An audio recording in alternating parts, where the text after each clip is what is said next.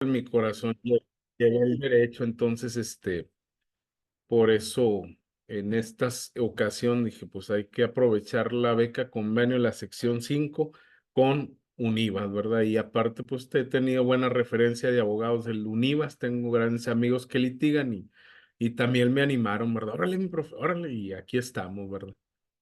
Y es todo, licenciado. Muy bien, muchas gracias por compartirnos ustedes. Y bueno, pues les tocó porque son los que cumplieron con la cámara abierta. Los demás no sé si funciona o no su micrófono. Pero bueno, miren, ya al menos ya tengo una idea. Pues la mayoría son personas que trabajan y estudian. La verdad, pues felicidades porque sé que no es sencillo, no es fácil y les tiene que interesar y gustar llamar la atención la carrera de derecho para que para que tengan el interés y la voluntad de estudiarla. Y bueno, esta materia, eh, como les dije, es bueno, yo no me faltó decir, señalar, tengo 30 años, nada más, contexto. Este, y pues bueno, es un gusto estar con ustedes aquí, compartir un poco pues de lo que sé. No es que como que tenga, bueno, no es como que según yo sepa mucho, pero pues voy a compartir con ustedes lo que he aprendido durante el tiempo la experiencia que he tenido. Y bueno, la materia se llama Teoría General del Estado. Ahí les va, voy a compartir la pantalla. Me dicen si la pueden ver en un momento. Ahí van.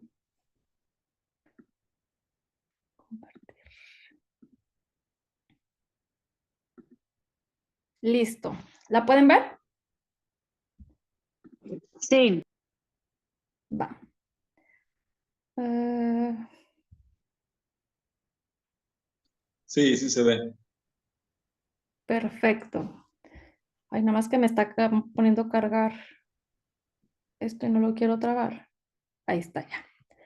Bueno, como les mencionaba, es teoría general del Estado. No piensen que por ser teoría es aburrido, ay, qué flojera, ay, no me va a servir para nada. Al contrario, yo creo que, y soy de la idea que como estudiantes no existe una materia de relleno. Todas, si somos lo suficientemente inteligentes, van a aprender que de cada materia y todo lo que vean va a haber un momento en el que lo van a aplicar o lo pueden aplicar, depende de ustedes eso.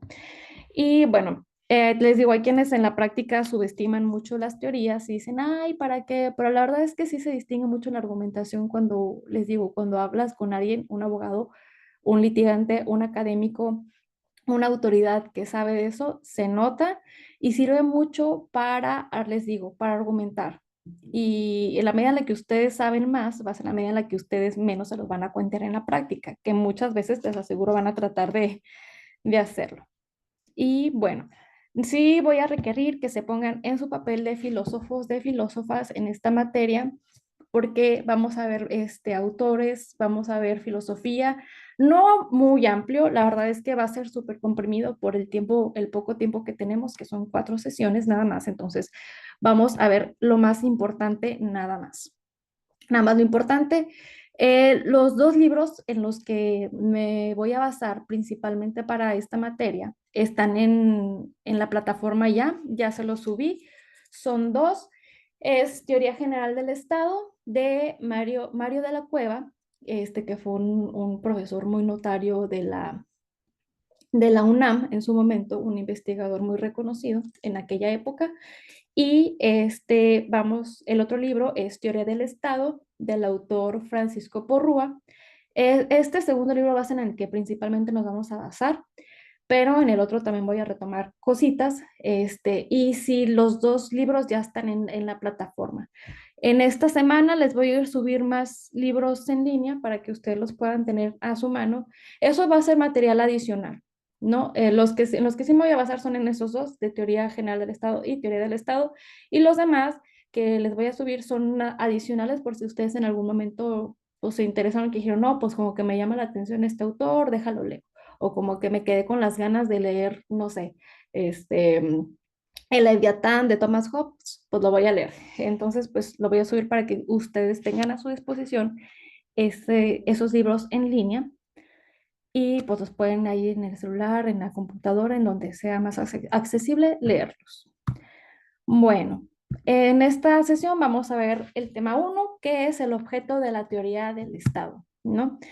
Hay que entender qué es la teoría del Estado, hay que entender qué es una teoría, hay que entender qué es el Estado y cuál es el objeto de esto, ¿no? ¿Para qué vamos a estudiar esto? Y les digo, es importante ponernos en la situación, en el planteamiento del problema de por qué desde yo como abogado, desde dónde voy a partir.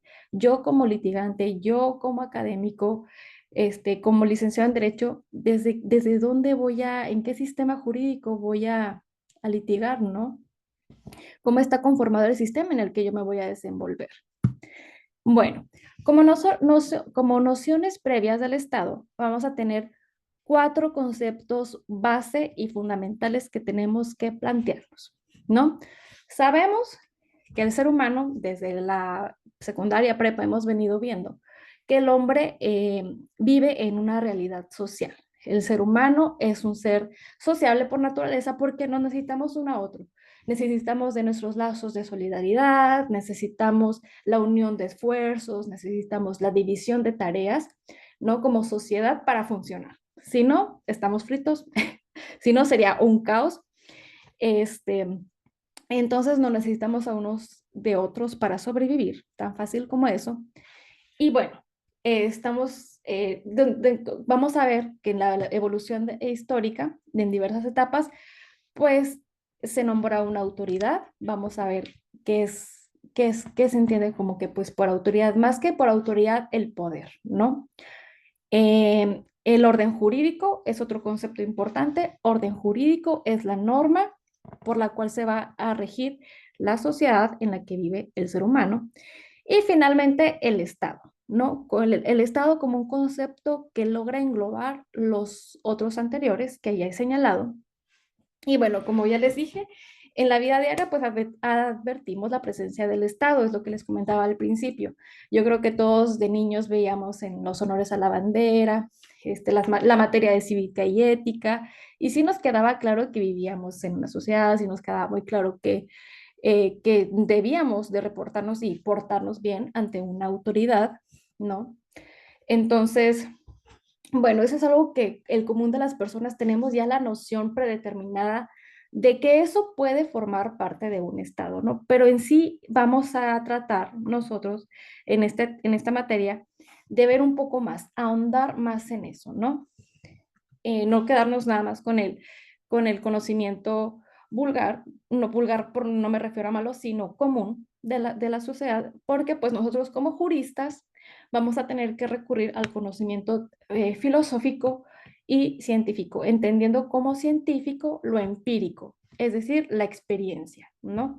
Finalmente es así como ha evolucionado la sociedad con el estudio de la experiencia histórica. Bueno, así como tal, no podríamos decir que hay una teoría general del Estado universal, ¿no? No existe una doctrina uniforme acerca de la problemática del Estado. ¿Por qué? Porque cada Estado es diverso. Incluso no sé si ya vieron la materia de sistemas jurídicos contemporáneos, no sé si ya la vieron o la van a ver, pero se van a dar cuenta cuando la vean que las normas que rigen, por ejemplo, a México no son iguales y el sistema jurídico no es igual al de, por ejemplo, Estados Unidos, ¿no? Son diferentes, no se diga el de Inglaterra. Entonces, nos vamos a dar cuenta de eso. Entonces, no podríamos decir que existe una teoría como que digamos universal. Más aún, si además del territorio nos damos cuenta de que en cada época hubo una diferente situación social y política que hizo que en cada etapa los diversos académicos y doctrinarios fueran diciendo, a ver, pero es que, a ver, ahorita en nuestra realidad, en mi realidad, cómo se conforma el Estado, ¿no? Cómo funciona la sociedad. Y es muy diferente, nos vamos a dar cuenta cómo funcionaba la organización política y social en la antigua Grecia, en la antigua Roma, cómo fue evolucionando a un Estado moderno con el Renacimiento. Entonces, sí ha habido una evolución en cuanto a porque pues estamos de acuerdo que en un primer momento pues se hablaba de, no existía como tal el concepto Estado. Este concepto, vamos a ver que lo acuñó por primera vez Maquiavelo en su momento, ¿verdad? Entonces, antes de él no se usaba como tal ese concepto. Y bueno, pero eso no quiere decir que no se haya estudiado todo este fenómeno social antes, ¿no? Sino que la doctrina de la teoría del Estado es tan antiguo como el pensamiento humano. Les insisto, porque desde un primer momento, como el hombre se dio cuenta del ser humano que tenía que reunirse en sociedad para funcionar y establecer un orden para hacerlo. Y bueno, esta disciplina de teoría general del Estado tiene aproximadamente 100 años de existir y es producto de la filosofía y de las doctrinas alemanas de mediados del siglo XIX. Y bueno, a mediados del siglo XIX se pensaba, los académicos de aquel momento dijeron, no, pues ya, como había cierta estabilidad política y social, dijeron, no, pues ya, así como está ahorita el Estado, esta es la forma definitiva y permanente. Pero luego pasaron otras cosas, hechos históricos que hizo replantear estos conceptos del Estado, ¿no? Por eso les digo, es importante que nos pongamos como que en nuestro papel de filósofos, filósofas y cuestionar, ¿no? Cómo funciona la sociedad en la que estamos. Porque muchas veces escuchamos en las noticias, no, que, por ejemplo, no sé si han escuchado ahorita de que la reforma judicial el Poder Judicial Federal está alterando el Estado constitucional de derecho. No sé si han escuchado ese tipo de noticias y la verdad es que como que tú te quedas como que, bueno, ¿y qué es el Estado constitucional de derecho, no? Hay que plantearnos para eso estas preguntas filosóficas de qué es el Estado para poder entender toda la situación actual en la que vivimos, ¿no? Porque no sé si ya lo han visto en materias anteriores, pero el derecho cambia constantemente, no permanece igual. No es lo mismo, no es el mismo concepto de Estado que se manejaba en el siglo XIX al que se maneja actualmente, simplemente por los hechos históricos que se han vivido. Bueno, primero hay que plantearnos unas preguntas importantes. Y bueno, el autor, les digo, en el que me baso, que es Mario de la Cueva, uno de los autores, porque les digo, son dos. Bueno, Mario de la Cueva dice, a ver, en los tiempos de paz, pues todos estamos muy a gusto, shalala, todos amigos, pero son las épocas de crisis cuando todos los principios de la sociedad se derrumban, cuando tenemos que preguntarnos si subsiste algo del pasado, que yo lo que les venía diciendo de las guerras y los cambios de época históricos, y nos dice, y eso nos permite comprender mejor los fenómenos sociales. Pasa lo mismo que como en una relación, ¿no? De pareja. O sea, cuando todo está bonito, dices, ay, todo tranquilidad, paz. Pero a ver, piensa a ver peleas o situaciones y dices, a ver, si me quiere o no me quiere. Pasa lo mismo con los fenómenos sociales. Es exactamente lo mismo. Nos preguntamos si, qué subsiste, ¿no? De una época pasada, de un cambio. Por ejemplo, en México no nos vayamos tan lejos, no tenemos que irnos siglos atrás. Simplemente en este mismo siglo hubo una reforma constitucional muy importante en materia de derechos humanos que nos hizo replantear principios, no estoy diciendo leyes, principios que vinieron a cambiar todo el sistema jurídico, ¿no? Por ejemplo, el principio pro persona, el principio pro reo, la presunción de inocencia, eso hasta hace décadas no se hablaba. Entonces, por mencionarles una de las cosas que se ha cambiado, tan rápido cambia todo esto. Y bueno, aquí menciona el ejemplo, ¿no? El autor de que, bueno, ¿qué subsistió del estado anterior a la Primera Guerra Mundial? ¿Qué conceptos o descripción de estado subsistieron? Porque sabemos que la Primera Guerra Mundial, pues fue un hecho histórico que vino a alterar todo la noción que se tenía de estado y nación, ¿no? Porque empiezan a dividirse los estados que se conformaron en el estado moderno, las naciones que se conformaron en el estado moderno, que les digo, eso pues, lo vamos a ver más adelante. Pero bueno, la idea del autor es que cada época hay un cambio significativo que nos hace replantar si podemos o no seguir con el concepto de estado que ya se tenía. Bueno, la teoría del Estado, insisto, no debemos de considerarla como una disciplina universal, sino de referirnos a ella en cada una de sus épocas. Cada una tiene su momento, sus conceptos y su realidad histórica. Por ejemplo, si el Estado moderno ha muerto y está siendo sustituido por una nueva forma de organización política, por ejemplo, les digo esto de la Constitución, de la reforma constitucional de México, no hay que irnos tan lejos. Tal vez la teoría del Estado anterior pues ya no pueda ser como que válida en este momento y válida para una nueva teoría del Estado contemporáneo que podría ser el actual.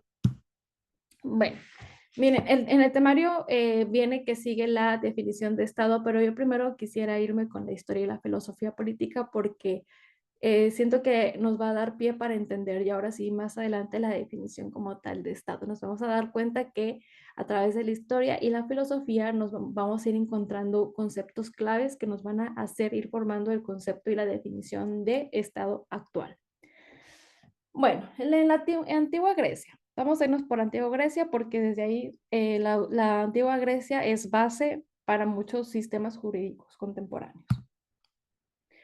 Pues el más importante, yo creo que de los más importantes es Platón, porque él establece dos conceptos. La polis, que es el conjunto de hombres, y civitas, que es solamente el pueblo romano, la república. Y la república, él decía que era res publica, que era, es decir, la cosa pública en latín.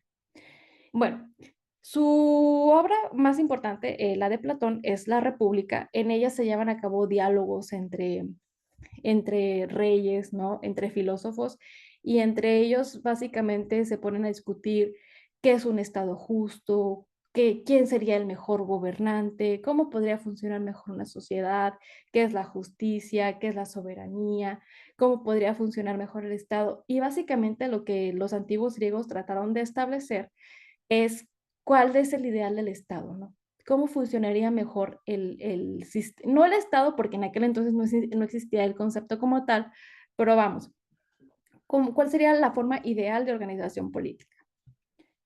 Bueno, la polis y las civitas básicamente era lo mismo, se tomaba como sinónimos en aquel entonces, pero sí es importante entender estos dos conceptos porque se van a ir retomando a lo largo de la historia.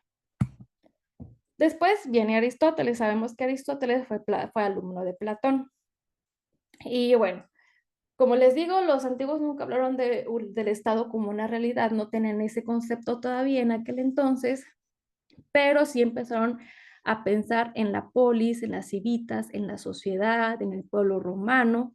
La obra más importante de Aristóteles su obra se llama La Política, y pues ahí no se preocupó por el Estado, no había una preocupación tal cual del Estado, porque ellos pensaban que como que este englobamiento de conceptos no existía. ¿Por qué? Porque ellos tenían la democracia, que para ellos la democracia era la forma más perfecta de orden, y porque ellos pensaban, cuando el pueblo se gobierna directamente, cuando tiene todo el poder el pueblo, el Estado desaparece. No hay necesidad de un orden jurídico como tal, pues porque entre todos funciona como que una armonía, ¿no? Eso pensaban ellos. Y bueno, la teoría de las normas para la convivencia de los hombres que viven en la polis. Básicamente eso era la democracia, para ellos era como que el top. Y su mayor problema era encontrar las mejores normas, la mejor organización para el gobierno de los hombres. Entonces, les digo, ellos hacían preguntas como que, ¿qué es lo que un gobernante debe hacer? Y básicamente en la antigua Grecia se creía que los filósofos debían de ser los gobernantes porque eran los que tenían como que el mayor conocimiento en varias artes. Entonces, era lo que ellos pensaban. Bueno, vimos que se utiliza la palabra polis, que los traductores, los académicos han traducido en ciudad, ciudad-estado, estado-ciudad. Pero esta es una traducción, digamos, actual, moderna, porque el Estado como tal no existía. Los tres libros más importantes de la época son La República y Las Leyes de Platón. O sea, La República es uno, Las Leyes es otro, los dos son de Platón. Y La Política de Aristóteles. Estos constituyen en sí un análisis de lo que fue la realidad política y social griega. Y pues en Grecia solo existía la comunidad política, no era un estado, era simplemente una organización política. La antigua Roma. también es muy importante porque de hecho nuestro sistema jurídico viene del derecho romano. Cuando vean la materia de derechos jurídicos contemporáneos van a andar más en esto y tal vez se vayan a acordar. Es muy importante también. Bueno, el Imperio Romano. Hay 4 puntos muy importantes, básicamente, que nos resume esto, que es, bueno, el imperio para ellos era igual poder, era igual la autoridad. A eso se refería la palabra imperio. El emperador era el título que los guerreros y las legiones romanas daban a su general victorioso. Entonces, el que ganara se quedaba con el poder, básicamente. El imperio de Roma significa que ha logrado someter a su poder a todos los pueblos conquistados, pero la palabra imperio no sustituye a la república, a las civitas o la populus. Como nos damos cuenta, es muy diferente la ciudad, la polis, el pueblo, a el imperio como tal, ¿no? El imperio es el ganador, el victorioso, y con base a eso es quien detenta el poder. Siguiente punto, pues es que el polis y civitas son conceptos clave porque de ahí se habla del derecho civil, ¿no? Que es el derecho de la ciudad, el derecho de gentes. Ya cuando vean derecho civil se van a dar cuenta de que es básicamente eso, es el derecho, es parte del derecho particular, no del derecho público. Y bueno, el derecho público como tal no existe en Roma. Se habla del derecho de gentes, que es, digamos, un derecho más privado, entre particulares. Ahí no había una confrontación todavía entre ciudadanos, entre gobernantes y gobernados. Era entre gobernados nada más. Y como les digo, en la República, en uno de los diálogos de Platón, Cicerón dice que la República es la res pública, es decir, la cosa pública del pueblo, y el pueblo es una sociedad formada bajo la garantía de las leyes con objeto de una utilidad común. Vayan tomando en cuenta detectando ustedes sus conceptos clave, como por ejemplo pueblo, por ejemplo, sociedad, por ejemplo, leyes, por ejemplo, utilidad común, porque todo esto son conceptos o son puntos o caracteres que son importantes para ya la construcción de una definición de Estado. República, ciudad y pueblo son términos que utilizó Roma para referirse a su organización política. Ahí tampoco todavía existía el Estado, pero ya se estaba pensando acerca de cómo es la sociedad en la que vive el hombre y cómo se puede estructurar para que funcione mejor. Ahora, la Edad Media. Podríamos pensar que en la Edad Media no hubo nada, que no hubo gran avance, pero la realidad es que sí fue relevante. ¿Por qué? Porque al final del siglo de la Edad Media es cuando empieza a nacer, a nutrirse el Estado moderno. Es decir, las formas modernas de organización política.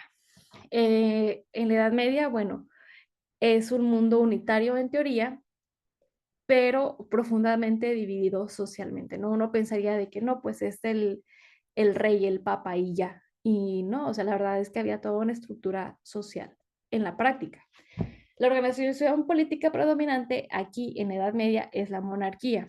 Y respecto a la monarquía, habían dos posturas relevantes en la sociedad, que una postura era de que los que decían que los reyes eran los representantes de Dios en la tierra, y la otra postura era que no es que fueran los representantes de Dios, sino que había un contrato entre el pueblo y los reyes que se llamaba gobierno, y con ese contrato ellos decían, bueno, tú nos vas a regir, tú eres el que va a poner orden, pero no es que Dios te haya puesto a ti, es que nosotros te dimos a ti ese poder para que tú pudieras gobernar.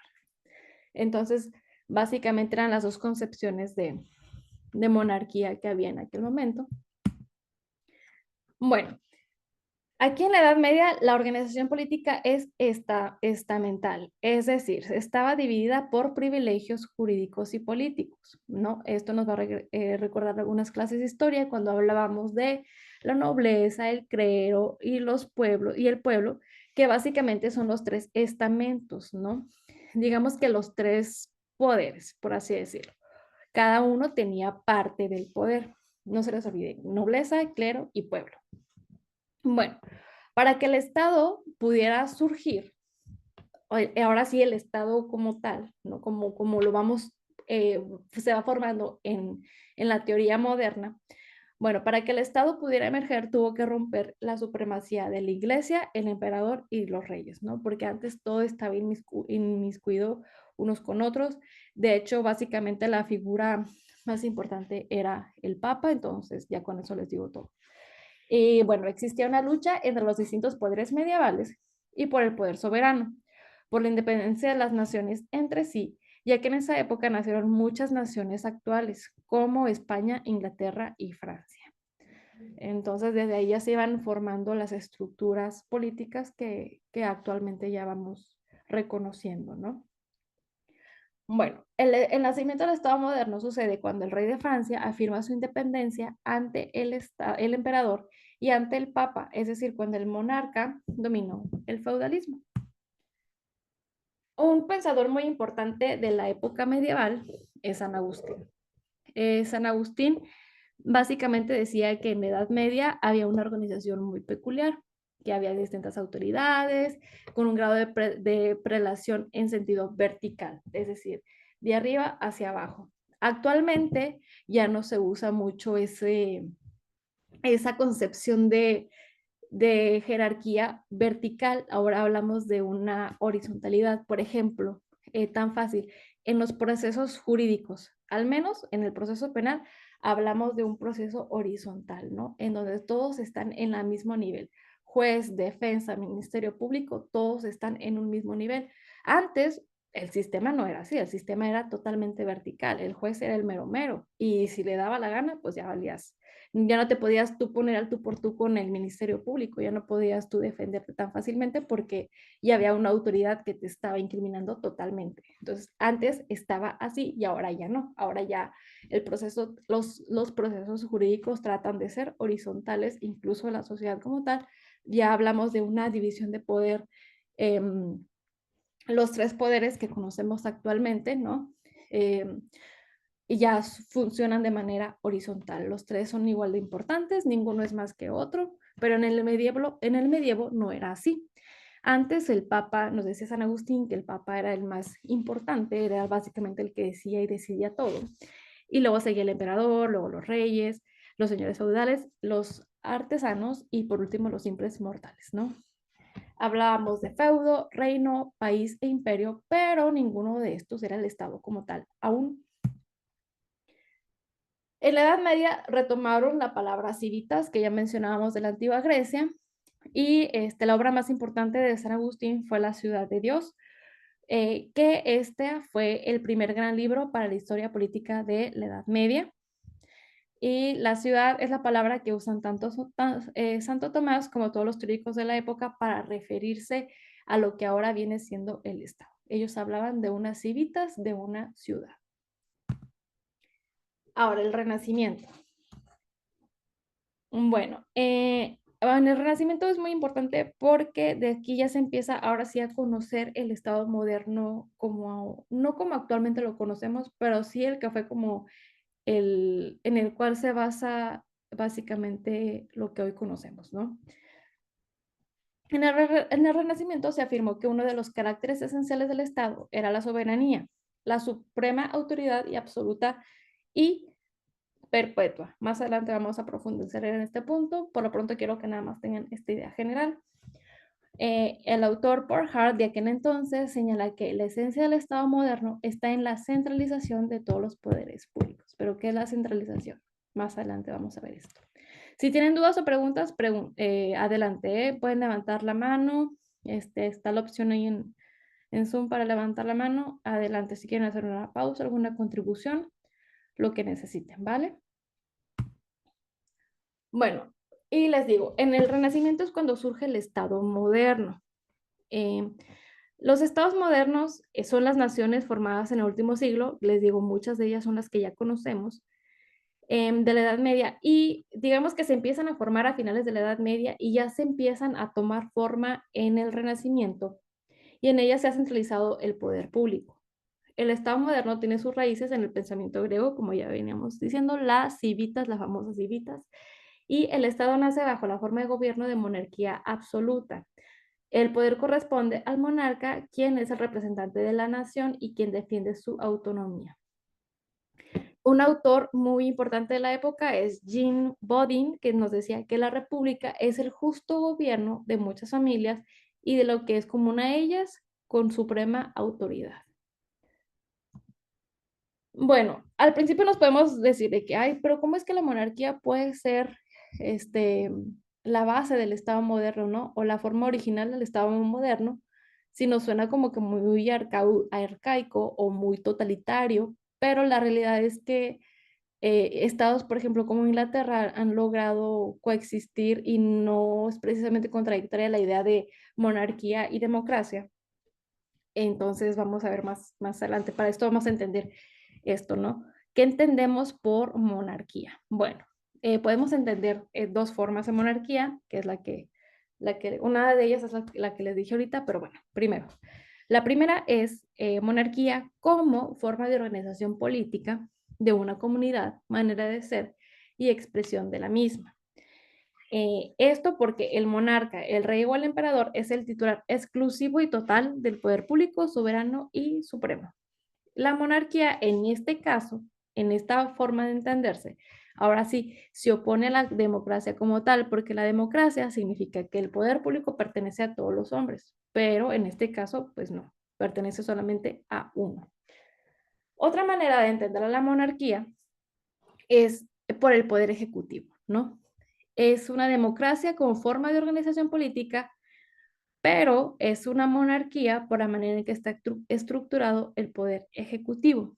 Y bueno, en este caso, eligen a una persona por toda su vida. A esto se le llama monarquía electiva o dinastía. Es, por ejemplo, el caso de Inglaterra, ¿no? Que tienen a su familia, a la familia, pues importante, que son los que forman la monarquía, pero aparte tienen su forma de representación democrática por partidos políticos, ¿no? Bueno, el Estado moderno tiene como supuestos generales los siguientes. Estos son importantes a tener en cuenta porque son conceptos básicos de la teoría del Estado. Lo que entendemos por, bueno, la Edad Media pretendió ser una organización supranacional. En este sentido, debemos entender que la transformación política de la Edad Media y el nacimiento el nacimiento del Estado moderno son resultado de la aparición y evolución de las naciones como Francia, Inglaterra y España, ¿no? Y este Estado moderno es de carácter centralizado, es decir, tiene todo el monopolio de poder. ¿Pero qué entendemos por monopolio del poder? Bueno, pues que solamente él puede ejecutar colectivamente el derecho, el poder público, y es decir, él tiene la fuerza del derecho para imponerse. Además, otra característica de que es centralizado es que nace el ejército nacional y único. Y además ya empiezan a preocuparse por el sentido económico, ya empieza a haber una participación del Estado en la economía, ¿no? Los impuestos corresponden al Estado y solo él puede decretarlos como deber público, ¿no? Otra característica de la centralización es la acuñación de la moneda, pues esta es la facultad exclusiva del Estado. Y por último, el Estado es básicamente quien dice el derecho. Él lo es todo. El, el Estado es el que promulga y dice el derecho, y el Estado es el que también se encarga de legislar y de participar en el ámbito jurisdiccional, es decir, en la impartición de justicia. Además de otro supuesto general, bueno, aquí los puse en lista, es uno, dos, acuérdense, primero, es supranacional, segundo, es centralizado, ya vimos por qué, y tercero, anula las potencias supranacionales como la iglesia y el imperio. Ya no hay jerarquía en el mundo, entonces ya no es como que la iglesia sea el que mande en todas las naciones, ¿no? Ya no es como que el papa antes era el que mandaba aquí en China, o al menos en ciertas regiones. Ahora ya no, ahora ya cada nación ya van naciendo los estados y así van naciendo las diferentes naciones, cada una independiente entre sí, a eso se refiere con supranacional. Cuarto, es el punto de partida del derecho internacional, ¿no? Como Como no hay potencia supranacional capaz de resolver los problemas, es necesario que cada estado regule sus reglas y que juntos hagan o regulen las relaciones entre sí, ¿no? Entre cada estado. Es lo que ahora se conoce como derecho internacional y que básicamente son los tratados internacionales, que cada estado decide o no firmar. Nadie está obligado a nada, pero pues cada quien decide si participar o no, como estado soberano. Y punto número 5, nace bajo el signo del individualismo, que concede a los demás un máximo de libertad. Aquí ya estamos hablando del derecho individual y la libertad como persona, ¿no? Ya como individuos particulares, ya no nada más como parte de toda una organización, sino ya ahora sí cada hombre tiene lo que va a ser el antecedente, lo que viene siendo la dignidad humana. Básicamente, les puse este cuadro para entenderlo de manera más visual. Bueno, en la Edad Media, los distintos poderes públicos tienen parte del poder público. Ya vimos el clero, la iglesia, la nobleza, pero en el Estado moderno ya es centralizado porque el poder público ya corresponde totalmente al Estado, ¿no? En la Edad Media, el emperador pedía prestar el ejército a los señores feudales de cada uno y el emperador incluso a veces podía pelear entre también los ejércitos de los feudales, pero en el Estado moderno ya surge lo que se conoce como el ejército nacional y el Estado tiene el monopolio de ese ejército. En la Edad Media, los impuestos son del derecho privado, es lo que decíamos, el derecho de gentes, el derecho civil, por eso no existía todavía el derecho público, porque entre ellos se regulaban este tipo de cosas. Pero en el Estado moderno ya no, ya el Estado empieza a preocuparse ya por todas estas situaciones, ¿no? ¿Qué de la economía? ¿Qué de los impuestos? Entonces, en la Edad Media la justicia es privada también, entre cada quien, tan fácil como esto, tú te robaste mi vaca, pues te corto la mano, ni modo. Y en el Estado moderno ya no, ya la justicia es pública, ya quien se imparte quien se encarga de impartir justicia ya es un tercero, ya no es nada más entre tú y yo nos arreglamos, ¿no? Y en la Edad Media, bueno, la iglesia es supranacional, es la encargada de todo, a quien le deben de rendir cuentas, pero en el Estado moderno el Estado es nacional, ya surgen las primeras naciones. Ahora bien, los caracteres generales del Estado moderno. Ya esto va tomando forma. Si ven, ya estamos hablando de una concepción de Estado más sólida. Ya no es las civitas, ya no es el pueblo, ya no es la república. Ahora la república es una forma de Estado, ya no es todo el Estado en sí. Bueno, como carácter general del Estado moderno, primero es la unidad nacional. A ver, espérense, no sé si alguien me pidió entrar. Ay, sí, aquí está. Listo. Ujú. A ver, mensajes.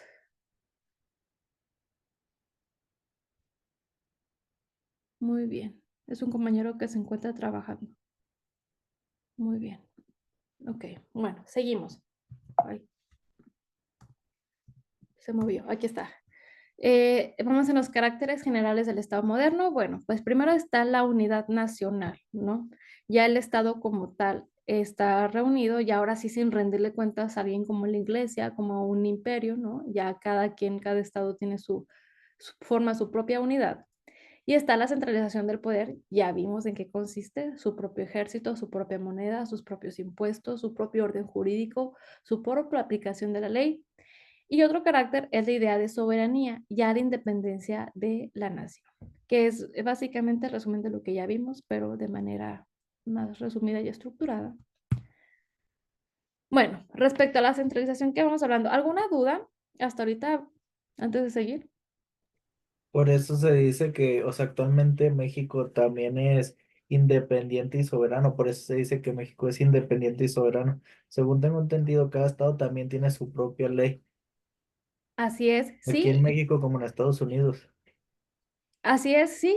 Por ejemplo, ahí van a ver luego que sí hay un ordenamiento común, por ejemplo, la Constitución o las leyes federales, pero también incluso cada municipio tiene sus reglamentos, ¿no?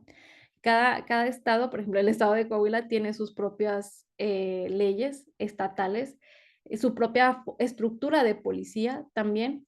Y esto ha ido cambiando, de hecho, o sea, antes, por ejemplo, cada estado de la República tenía su código de procedimientos penales y ahora ya existe el Código Nacional de Procedimientos Penales y también de procedimientos civiles. Entonces, de cierta manera ya todo se está homologando, ¿no?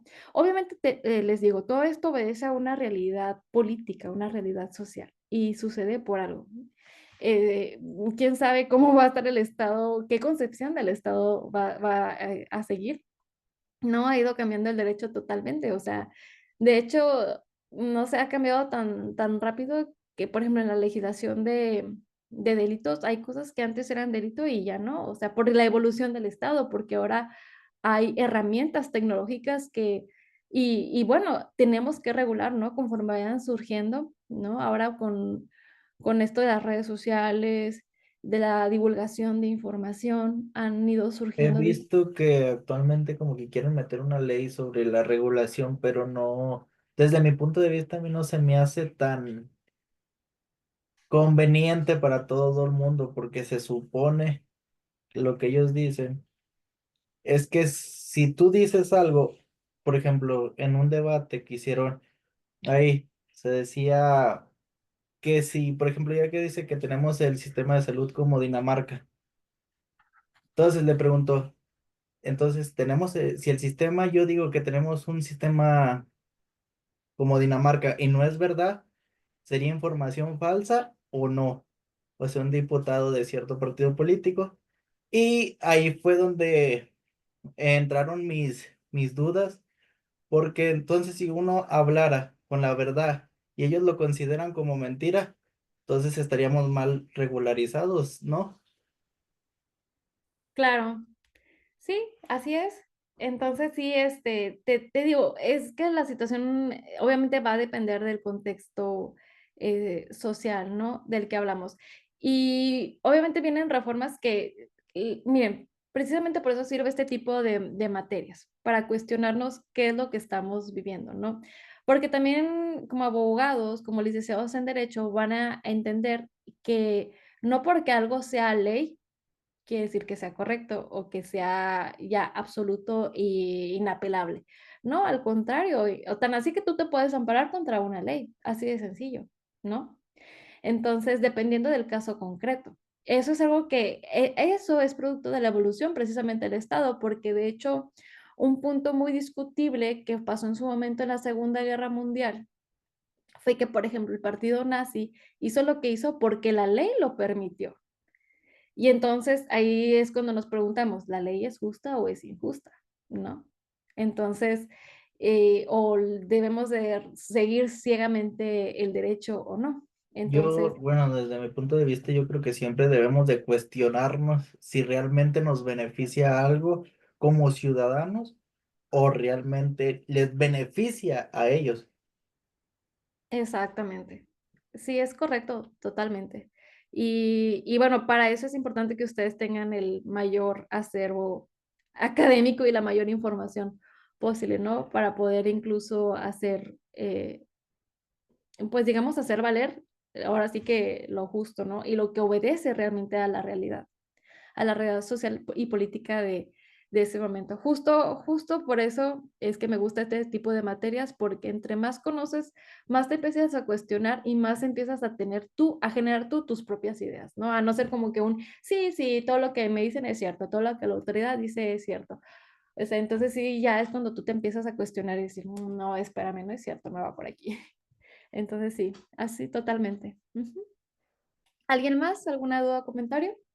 Pues yo nada más, licenciada, respecto a lo que me llama la atención es cómo base el individualismo del Estado moderno, que viéndolo desde una óptica, como su nombre le indica, individualista, en el que vela por la libertad de cada persona, ahí decía Keynes, si mal no recuerdo, que ningún hombre es libre porque se vive bajo el amparo de un pensamiento, de un pensamiento económico. Pero me voy más allá ahorita, habla usted de filosofía y tiene razón. siento que el Estado se está desquebrajando, el Estado moderno, contemporáneo o moderno, ¿verdad? Se está desquebrajando porque la filosofía lo está empujando. Hoy el posmodernismo que decanta al europeo lo sataniza, el posmodernismo que decanta los valores tradicionales, que decanta los discursos tradicionales, religiosos, políticos, ¿verdad? Entonces, ese posmodernismo ha traído un gran caos para nuestras leyes, ¿verdad? Que ha hecho que precisamente una libertad de un individuo se quiere imponer a lo colectivo, cosa que el Estado moderno hoy veo con el triunfo de Donald Trump, ¿verdad? Veo de Vladimir Putin y de otros grandes líderes, ¿verdad?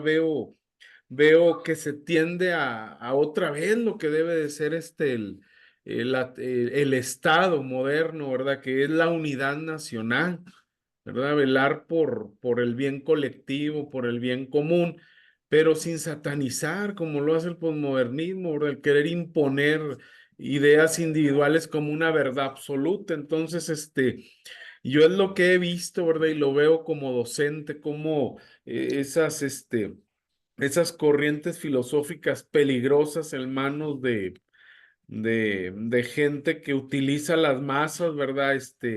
Eh, tiene tiene una repercusión terrible, ¿verdad? Y lo vemos, la institución, la familia destruida completamente con leyes que, órale, cásate, aquí hay, órale, vámonos rápido, y divórciate un poco rapidito y todo es light, todo es, y tiene su repercusión en la sociedad. Vemos alumnos que no tienen inteligencia emocional o futuros ciudadanos, ¿verdad? Que carecen de la inteligencia emocional con un feminismo contemporáneo muy errado del feminismo en su origen, ¿verdad? Que fue creado por hombres y nutrido por hombres miembros de los partidos comunistas de varios países. Entonces, toda esa ignorancia, ¿verdad?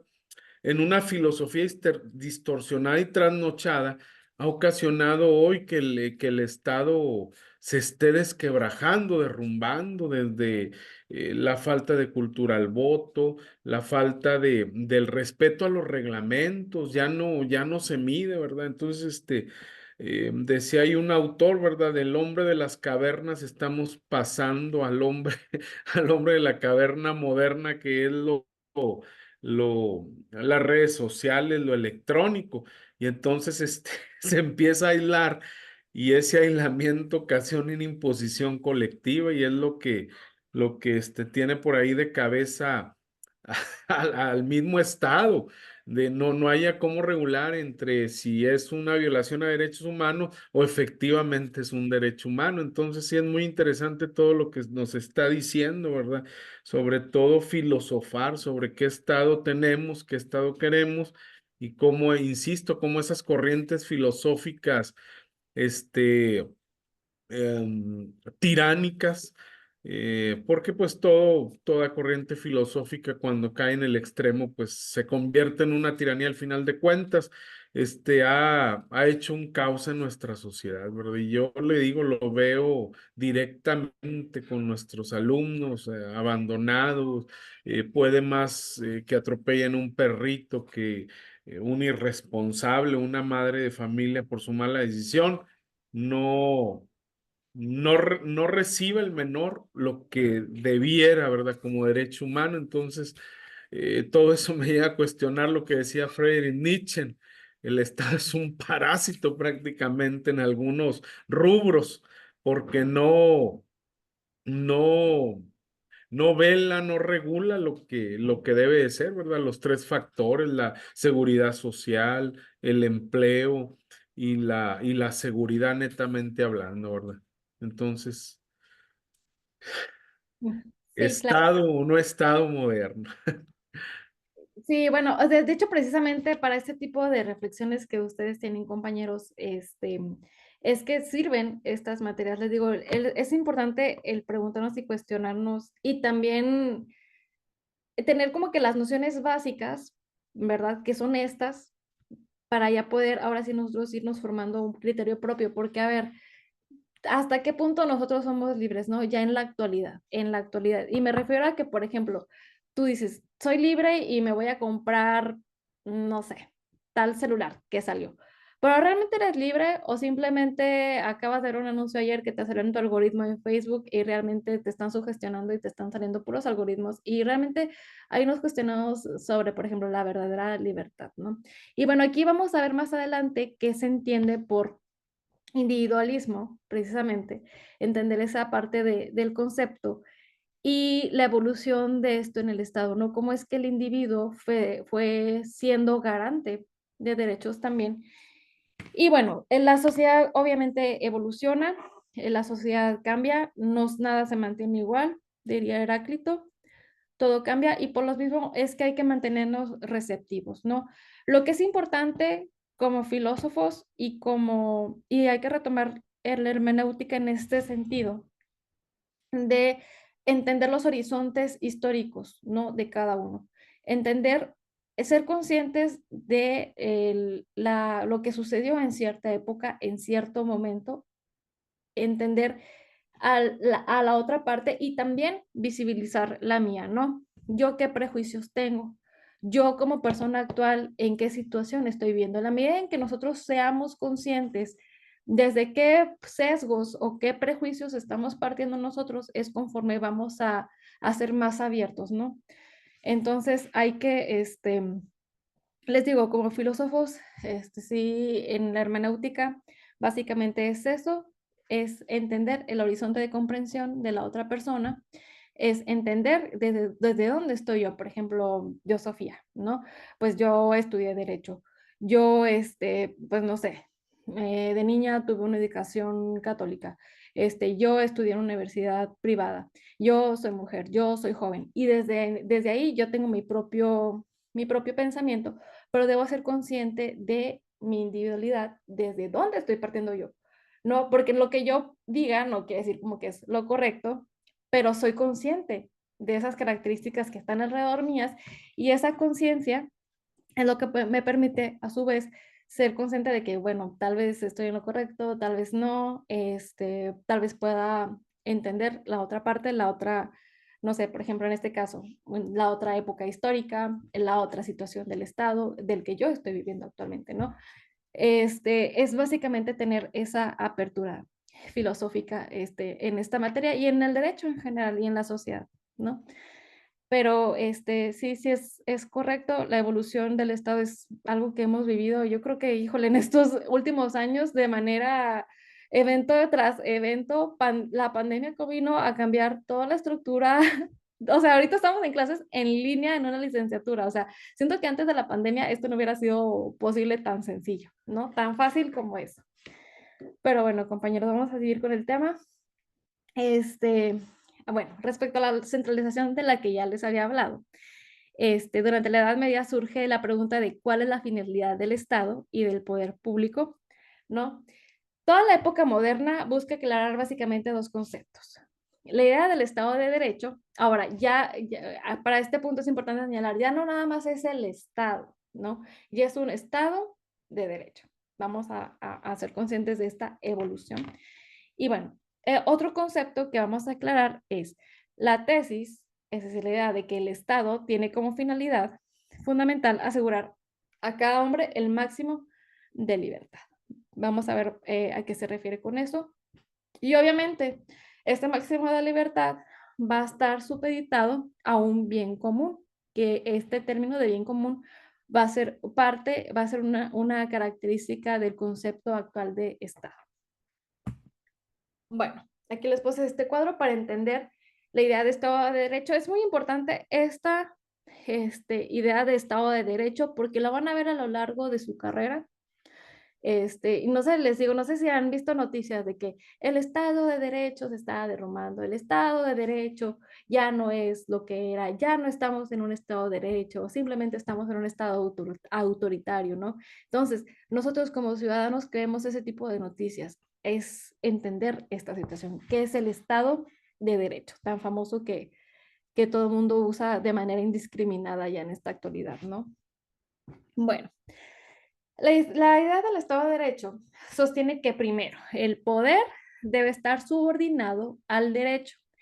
Antes el derecho estaba subordinado al Papa, por ejemplo, en la Edad Media. Y estamos hablando ahí del derecho canónico, ¿no? Fue cuando surgió el famoso derecho canónico que sirvió como base, sí, sirvió como base para el derecho romano y actual, o al menos para nuestro sistema jurídico mexicano, sí, sí sirvió de base. No quiere decir que sea como que totalmente malo, pero sí en ese derecho canónico pues podemos notar rasgos de que ahí el Papa era el que decía y el que hacía como autoridad suprema. Y aquí en un Estado de Derecho no. Vemos que el poder es el que está subordinado a lo que dice el derecho. Y bueno, el Estado y el derecho son dos procesos diferentes. La idea del Estado de Derecho, bueno, pues es la lucha por adueñarse del poder y dominar al derecho. No sucede esta lucha entre poder y derecho y finalmente, pues es el poder es el que se somete al derecho finalmente. Y bueno, la auténtica democracia es la denominación del poder por el derecho, es decir, la subordinación del poder al derecho.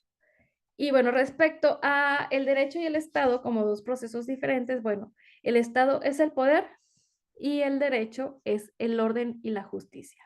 Básicamente de estas ideas podemos tomar un concepto clave, que es el que les pongo aquí al lado, de Estado de Derecho, que dice que es una forma de organización social en virtud de la cual todo acto de poder debe estar regulado por una norma jurídica. Es lo que les decía de la Segunda Guerra Mundial. Sí, o sea, allá estaban fácilmente, la sociedad se vivía en un Estado de Derecho, ¿no? Pero, por ejemplo, en la actualidad ya no basta hablar de un Estado de Derecho. Ahora se habla jurídicamente de un Estado constitucional de derecho. Ese es el término actual, Estado constitucional de derecho.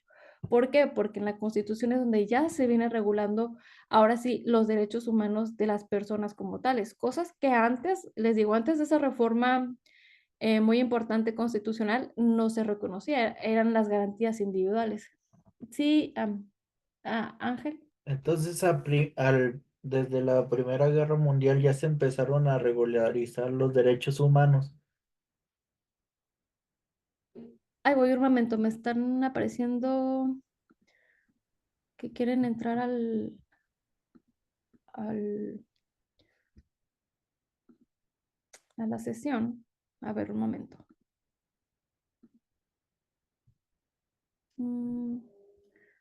Listo. Ahí está. Como que se salió y volvió a entrar. Listo. ¿Se está compartiendo la pantalla o ya no?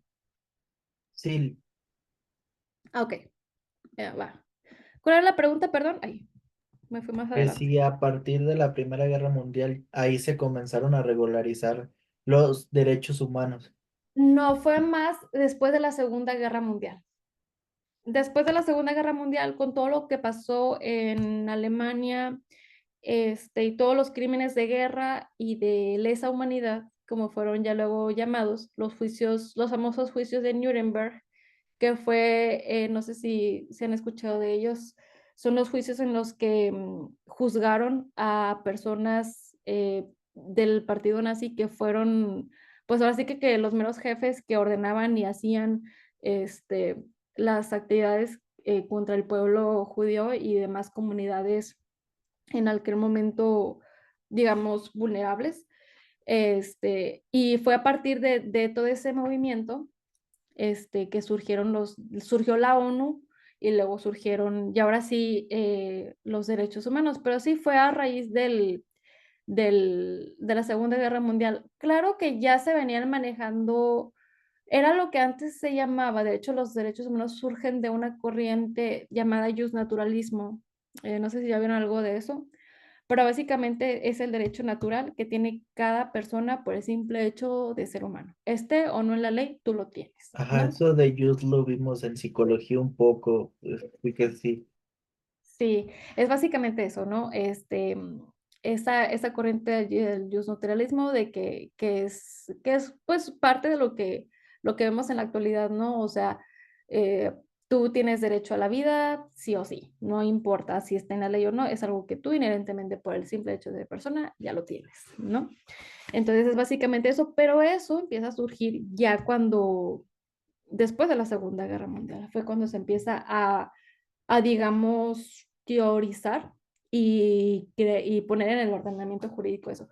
Les digo, ya obviamente ya había filósofos que hablaban de un derecho natural, pero ya se empieza a encaminar un poco más. ¿Por qué? Porque también ya empieza, digamos, a volver a haber un orden internacional, ¿no? Después de lo que pasó en la Primera y Segunda Guerra Mundial. Ujú. Bueno, les digo esto del Estado de Derecho, sí ténganlo en cuenta porque sí es algo que incluso en la actualidad, ¿no? Incluso en la misma práctica es algo que, no sé, ves que los abogados o las autoridades dicen, ¿no? En sus discursos y todo, y tú te quedas como, bueno, ¿y qué es el Estado de Derecho? Pues es esto. Bueno, la democracia moderna, ¿no? La democracia moderna como vertiente del Estado moderno. Bueno, pues primero, esta democracia quiere y hablo de democracia moderna porque acuérdense que desde los griegos ya estaba la, la república, ¿no? La res pública y la participación del pueblo en la sociedad. Entonces, pero ahora vamos a ver cómo fue moldeándose la democracia moderna. Y bueno, esta democracia quiere la participación, libertad e independencia del ser humano frente al Estado, ¿no? Y reconocer la libertad negativa, que es la imposibilidad del Estado de traspasar los derechos naturales, que son la muralla ante la cual se detiene el Estado. Y esto tiene una razón de ser, porque si no, imagínate, pues el Estado podría hacer lo que quisiera con nosotros, ¿no? Ahora sí que quienes servirían seríamos nosotros al Estado y no el Estado estaría para buscar el bien común de los hombres, ¿no? Podría haber digamos, eh, utilización del poder para el interés, no del interés y del bien común público, sino de unos cuantos. Entonces, es, digamos, los derechos naturales, que es lo que te digo que es el antecedente de los derechos humanos que conocemos en la actualidad. Entonces, desde ahí ya se viene teorizando, te digo, no con el nombre tal cual de derecho humano, pero sí de derecho natural. Y bueno, otro punto importante de la democracia moderna es que el Estado debe ser el guardián, el garante de los derechos del hombre. Y cuarto, el moderno Estado de Derecho es individualista, que vamos a ver que precisamente en este recuadro, que es el individualismo, ¿no? Hay que entender estos conceptos importantes y no usarlos de manera indiscriminada, ¿no? Dice el individualismo, bueno, ¿qué es? Pues es la idea de la libertad humana de conciencia y pensamiento frente al Estado mismo, como base de los derechos del hombre. Es la creencia en la existencia de derechos naturales como un muro ante el Estado y esto que el reconocimiento ya de la libertad humana, del ser humano, yo ahora sí frente al Estado, conlleva, obviamente, como pensamiento político, trasciende al pensamiento económico, ¿no? Que es lo que los economistas reclaman como libertad frente al Estado. Vamos a ver que también para los economistas existe una economía natural.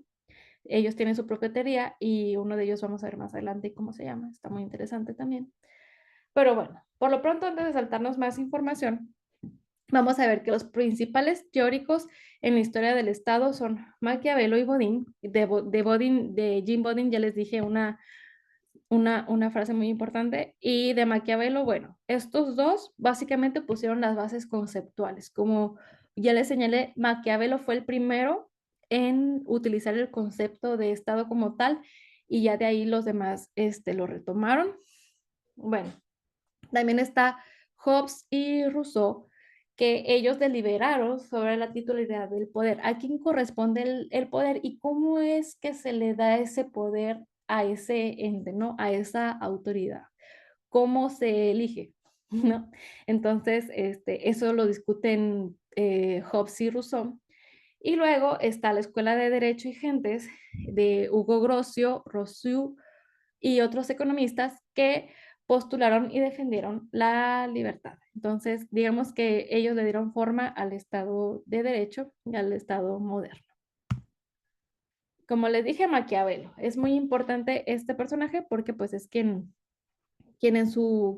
señala el concepto de Estado y además su obra más relevante que es El Príncipe. De hecho, ese libro se los voy a poner en la plataforma en línea para que también lo tengan al acceso. No está muy largo, pero si tienen chance de hojearlo en sus vacaciones, cuando quieran, sí deberían darle una leída. Bueno, Maquiavelo en El Príncipe dice, los estados y soberanías que han tenido y tienen la autoridad sobre los hombres fueron y son repúblicas o principados. Fue la primera vez que él utiliza la palabra estado y aquí nos damos cuenta que el estado es uno y repúblicas y principados son formas de estado, ¿no? Del texto se entiende que no son lo mismo, uno es el género y el otro es la especie. Y bueno, ahí aparece la palabra Estado en la doctrina política y para ratificar que las organizaciones políticas en el futuro deberían llamarse Estado, él dice, ningún Estado puede vivir ordenadamente sino como una verdadera monarquía o una verdadera república. O eres uno o eres otro, no hay más.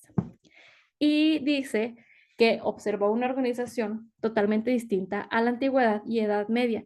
Y por esa realidad distinta es que él dice, no, es que esto no es ni democracia griega, ni es un imperio, ni tiene un orden como el que tenía en la Edad Media. Entonces, él empieza a ver que la sociedad evoluciona de una manera muy diferente y él adapta esa realidad que él observa y la materializa y la concretiza en un concepto de Estado.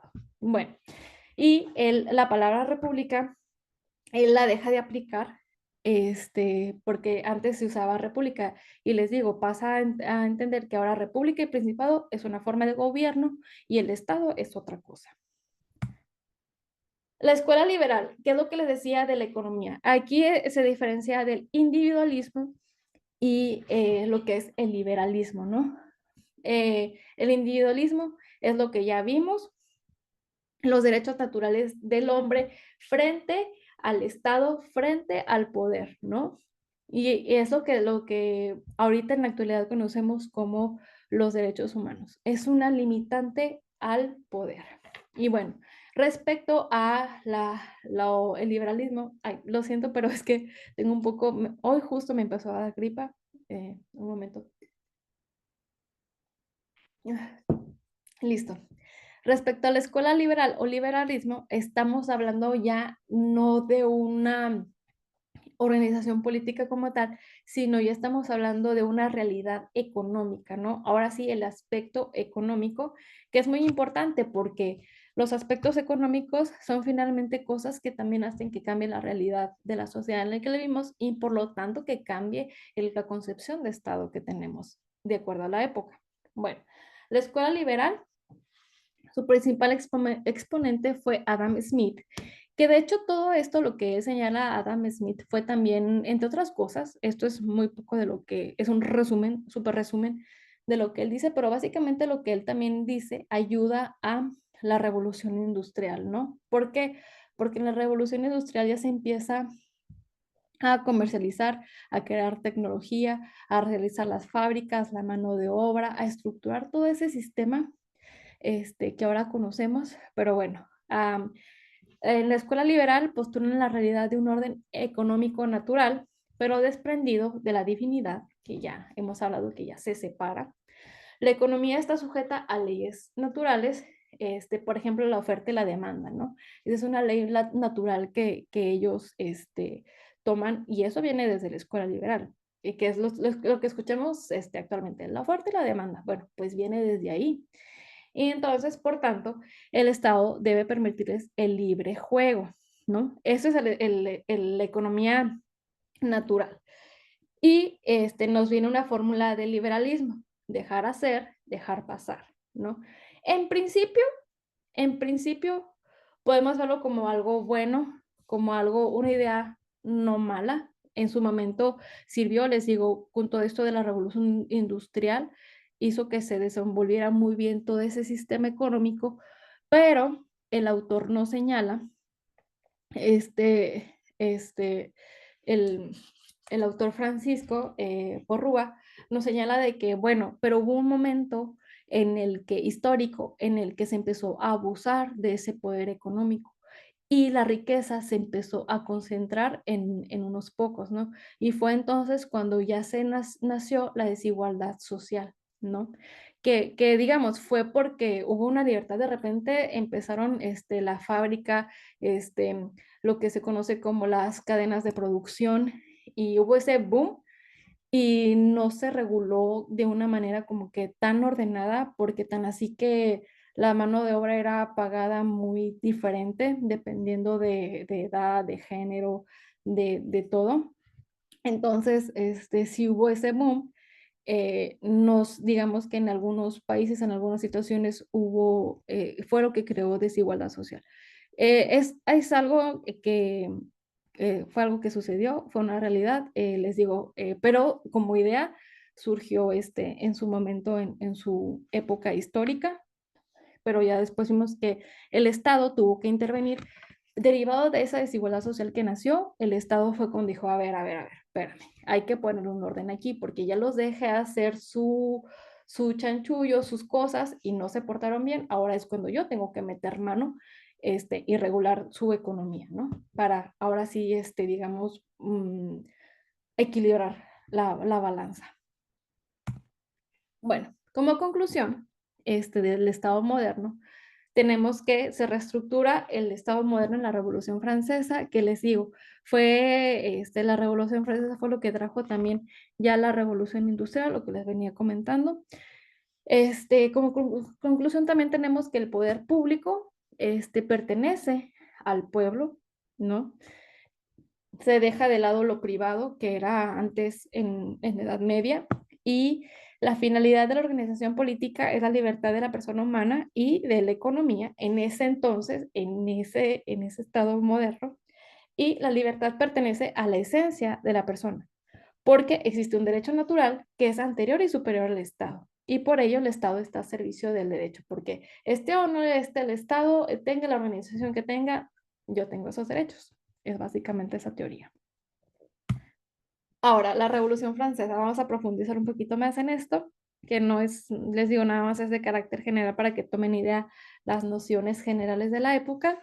Y bueno, en esta revolución, ay, un momento. En esta Revolución Francesa, debemos de preguntarnos cómo debe garantizarse la libertad de la que hemos estado hablando, ¿no? Ya estamos hablando del individualismo y bueno, con esta doctrina, esta libertad se garantiza por medio de la división de poderes, que es considerada como una garantía de la libertad de Montesquieu. Hay un momento porque mi perro quiere salir del, de la habitación. Ahí va, un momento, lo siento. Ay. Oh.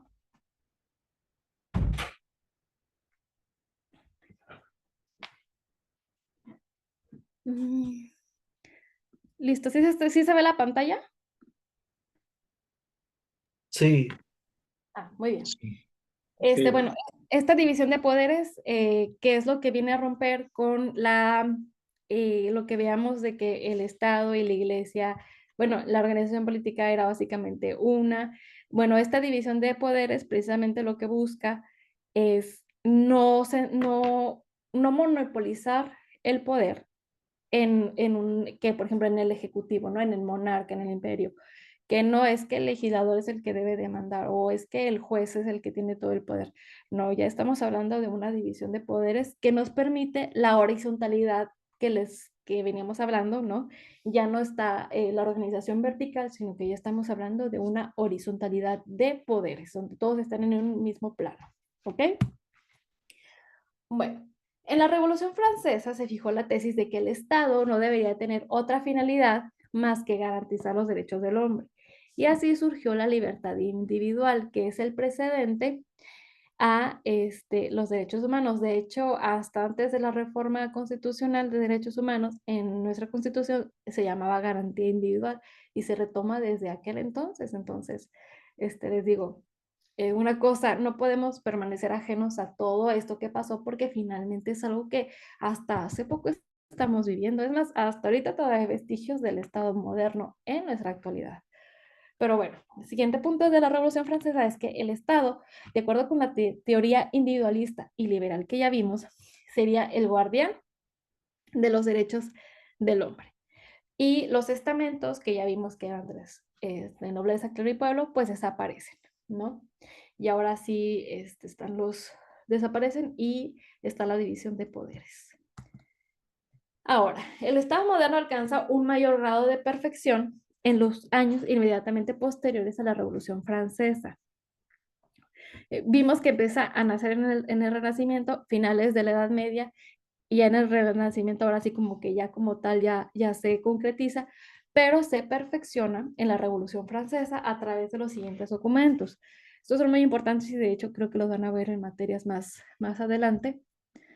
Es la Declaración Francesa de los Derechos del Hombre de 1789, la Constitución de Estados Unidos de Norteamérica de 1787, la Constitución belga de 1836 y las constituciones de América Latina que básicamente todas como que tuvieron su momento pues digamos que fue un fenómeno que explotó al mismo tiempo.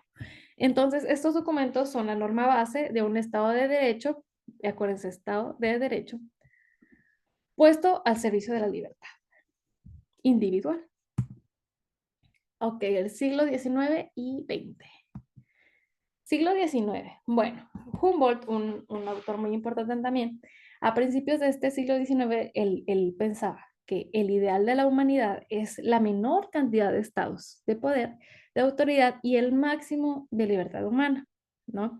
Eso se pensaba en aquel entonces, de que, por ejemplo, y es lo que también muchos doctrinarios del derecho dicen de que, a ver, pero pues es que para qué tanta regla, ¿no? Tanta ley, que, y por ejemplo, ahorita se tiene de que no, mucho protocolo para todo, pero pues realmente si aplicas bien una ley, pues no tienes como que por qué meterte en tanto rollo, ¿no? Básicamente es lo que el sistema que también se tiene en Estados Unidos de que no es, por ejemplo, es muy diferente, ¿no? De que en México hay ley para esto, ley para el otro, y en Estados Unidos básicamente se maneja por enmiendas, que no son muchas, de hecho, pero bueno, es básicamente por mencionar esta idea de este autor que menciona, ¿no? Pero después de la Primera Guerra Mundial, como se hace un show entre las naciones, el Estado reclama una intervención en la mayoría de los aspectos de la vida social. Y es decir, el Estado es lo que les decía, empieza a decir, a ver, bueno, ¿qué onda? ¿Qué onda con la economía? ¿Qué onda con el ámbito familiar, con la educación? Y así, al meterse cada vez en esas situaciones, invade todas las esferas de la libertad humana, ¿no? Poco a poco se fue, les digo, hubo como que una idea de individualismo abierto, pero luego empezaron a pasar problemas. Les digo que la Primera Guerra Mundial, que la economía empezó a haber desigualdad social, y entonces ya fue cuando el Estado dijo, bueno, pues creo que tengo que empezar a meterme yo en asuntos, que pues que antes se dejaba como que a cada quien, pero bueno, se fue ya regulando. Y de hecho, me recuerda mucho, les digo, bueno, yo vivo aquí en Estados Unidos y yo no entendía muy bien por qué, por ejemplo, aquí no existe el servicio de salud público, ni existe, por ejemplo, el servicio de recolección de basura es privado, el servicio de salud es privado. Muchas cosas que en México son públicas, en Estados Unidos es privada. Y yo no entendía muy bien por qué y siento que es parte de este desenvolvimiento del Estado, ¿no? ¿Cómo es que una situación, una realidad de cada sociedad, o sea, tal vez en México hubo la necesidad en su momento de ir como que regulando, y el Estado como que tuvo la necesidad, de acuerdo a esa realidad histórica, de intervenir, ¿no? Y bueno, que pues también Estados Unidos es un país capitalista y obviamente también en como economía les conviene que haya competencia entre el sector privado para fomentar esa economía. Pero bueno, yo me estoy desviando de tema, pero era para mencionar cómo estas ideas, ¿no? Cómo estas ideas de estos pensadores subsisten y de alguna manera han evolucionado y hacer que estemos donde estemos. Bueno, después de la Primera Guerra Mundial, los académicos de Francia, Alemania e Inglaterra declararon que la paz universal y la tranquilidad humana solamente sería posible si se arrebata al Estado esa nota de soberanía, ¿no?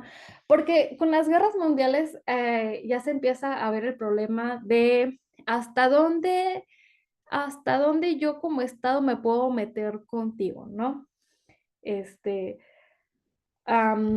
Por ejemplo, porque cada estado goza de soberanía. Eso hasta en la actualidad. Y es uno de los puntos que cuando lleven la materia de derecho internacional público, se van a dar cuenta que es como que hay cierto conflicto, o no conflicto, pero sí situación respecto a la soberanía, ¿no?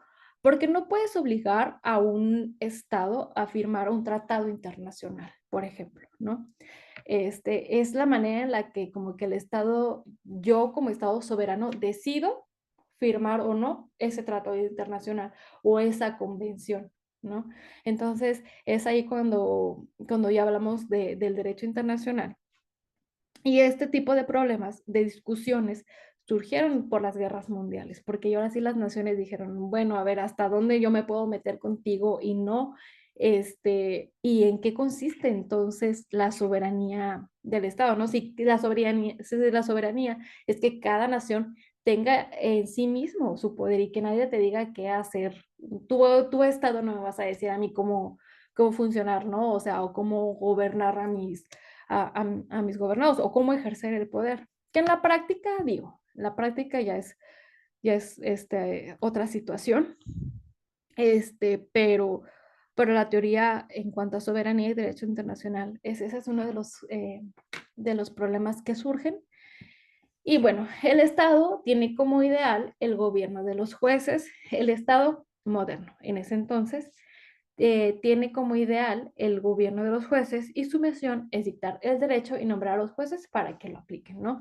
Aquí ya empieza a verse ya más a desarrollarse más el órgano jurisdiccional, es decir, la impartición de justicia, ¿no? Ya se empiezan a perfeccionar los procesos jurídicos, ¿no?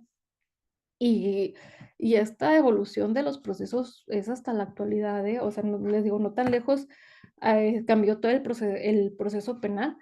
Antes era más inquisitivo y ahora digamos que ya se hace más público, más abierto, con más garantías para todos. Se deja de lado la verticalidad del proceso para hacerse más horizontal. Entonces son cosas que este, hasta la fecha están en boga, ¿eh? Por ejemplo, no nos vayamos tan lejos. Figuras como la prisión preventiva oficiosa están en discusión todo el tiempo, entonces por eso es importante que tengan estas nociones, porque, híjole, el derecho está cambiando y cambiando y cambiando, y para eso tenemos que, ¿cómo vamos a entender este cambio si no tenemos las bases, ¿no? Si no tenemos el conocimiento base y el conocimiento del origen y el por qué y de dónde estoy yo situado para entender todos estos cambios. Y un abogado que no está, un licenciado en Derecho que no está actualizado, la verdad es que te quedas rezagado y rezagado y rezagado, la sociedad avanza y pues tú te quedas obsoleto. Entonces, es la importancia de este tipo de materias, ¿no? Bueno, si en el siglo XX, este es un autor muy importante, Lambert, él nos señala que el Estado interviene en todos los aspectos de la vida social y ya empieza a caer en el totalitarismo. Les digo, en un primer momento, individualismo, libertad. El Estado dijo, ¿qué está pasando? Están haciendo un desorden, ya cada quien, así como la mamá a los hijos, ¿no? Ya está haciendo cada quien lo suyo, a ver, ya, tengo que meterme les dejé ya demasiada libertad, ya voy a tener que restringirlos. Y fue cuando los estados empiezan a poner totalitarios, ¿no? Como sistemas económicos, político-económicos, como por ejemplo el fascismo, el totalitarismo. Por ejemplo, digo, el fascismo es totalitarista, pero por mencionar un ejemplo. Y O por ejemplo, como el socialismo, ¿no? O sea, que se empiezan a decir, bueno, yo ya voy a tener que regular todo porque pues se ve que no te lo puedo dejar a ti a cargo, mejor yo lo regulo, ¿no? Entonces, bueno, la economía en el siglo XX se ha transformado en un servicio público y el Estado tiene el deber de satisfacerlo y de prestarlo. Por ello, interviene en todos los aspectos de la vida económica, ¿no? Y les digo, fue cuando empiezan a surgir los estados, por ejemplo, en España con Franco, en Italia con Mussolini. Por eso, por esa situación fue que se fueron creando ese tipo de estados totalitarios, ¿no? Bueno, la definición de estado. Eh, Puse aquí primero la alemana, que es del siglo XIX, y de parte del siglo XX, porque es como que, digamos, no es la actual, pero sí es el antecedente principal de la que hoy conocemos. Y bueno, por eso les decía que me quise, este es el punto 1.2 del temario, y yo decidí primero la historia y luego ya ahora sí la definición de Estado para entender ahora sí la definición de Estado, porque si no se iban a quedar como que, no sé, tal vez no iba a quedar como que muy claro o no iban a tenerlo ya el panorama completo. Bueno, la definición definida en Alemania o desarrollada en Alemania sobre el Estado en el siglo XIX y parte del siglo XX es la siguiente. Ellos decían que el Estado es una corporación territorial dotada de un poder de mando originario, ¿no? Y de esta definición tenemos tres elementos principales, que es corporación o pueblo, territorio y poder de mando, que básicamente pues es el gobierno. Entonces, pueblo, territorio y gobierno. Ok, como ya vimos, toda esta filosofía, toda esta teoría también surge por observaciones, ¿no? Observaciones empíricas, es decir, de la práctica, de la experiencia histórica. Y entonces, una de estas observaciones importantes hasta el momento es que uno, no vivimos aislados, ¿no? Vivimos en una unión con otros seres humanos a los que estamos vinculados. Desde un principio les dije, por lazos de solidaridad, ¿no? Que pues es que es mi amigo, pues bueno, déjale ayudo, no, bueno, sí, tira paro. ¿Qué te parece si mi tribu se une a tu tribu? No, pues sí, porque ya entre los dos podemos, pelear contra quién sabe quién. Entonces, desde ahí, desde aquel entonces, ¿no? Otro punto es que como sociedad vivimos en un territorio permanente. El Estado es una sociedad humana establecida en un territorio que le corresponde. Es permanente porque en la actualidad así funciona, ¿no? Antes pues estaban, no sé, de pueblo en pueblo iban en tribus, o antes era más susceptible pues la pelea en territorios. Digo, todavía existen guerras muy tangibles, actualmente hay varias activas, pero ya las naciones ya están más asentadas en un territorio permanente con órdenes jurídicos, políticos y económicos asentados. Entonces, otra observación empírica es esa, que ya estamos hablando de territorios permanentes. Y tercer punto, que la existencia de una sociedad humana implica la presencia de un orden normativo de la conducta y de la estructura del grupo social. Nos dice cómo debemos conducirnos como seres humanos en la sociedad, ¿no? Y además, cómo debe estar formada esta sociedad, ¿no? Porque, digo, es importante tanto una cosa como otra. Por eso nuestra Constitución se divide, tiene una parte, digamos, de derechos humanos, ¿no? Y una parte, digamos, individual, y otra parte, estructural, ¿no? La parte orgánica. Entonces, son cosas, les digo, que hasta el momento, por algo estamos donde estamos. Bueno, otra observación empírica es que todo orden supone la existencia de un, ay, ok, todo orden, ¿a qué hora es? Ya se terminó la clase, ¿verdad? Sí, Ay, se fue muy rápido, oigan. Bueno, pues me imagino, supongo que varios se tienen que retirar, ¿es correcto?